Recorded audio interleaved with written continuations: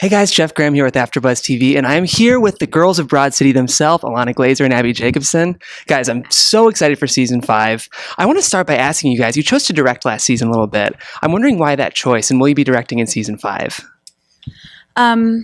We chose to direct because we wanted to, and we do direct also 2 episodes each again in season 5 like we did season 4. But what was nice, it's hard because it adds an extra hat to our shelf of hats collection of hats. Yeah. That's right. On the show, but it really made things more efficient actually for us to direct. We were always over each director's shoulder except for Lucia Agnello anyway.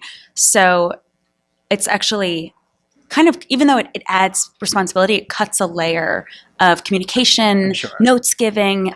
It speeds up the process of each episode that we direct.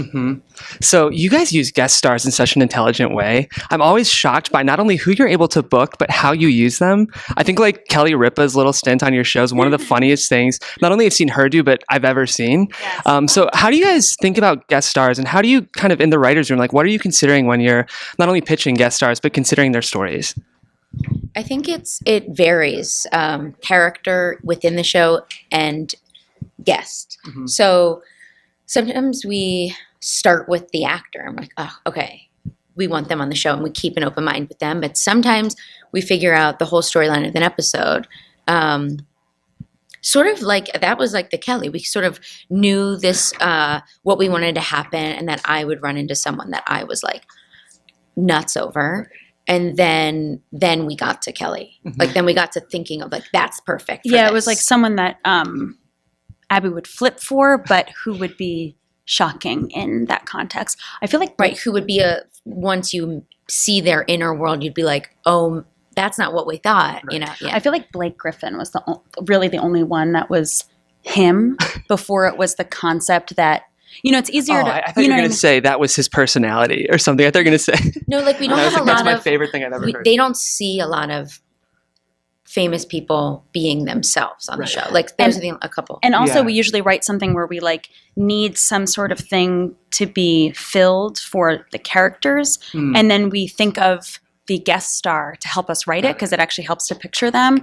But I feel like Blake Griffin was the only one that we knew that, oh, he loves the show, or one of the few. I mean, that pointed. He loves the show. We should figure something out for him. So typically it's like story first and then kind of, okay, that's really interesting. I know you guys probably can't tease that much, but anything about season 5 that you can let, we have our network loves your show, so anything you can let them know?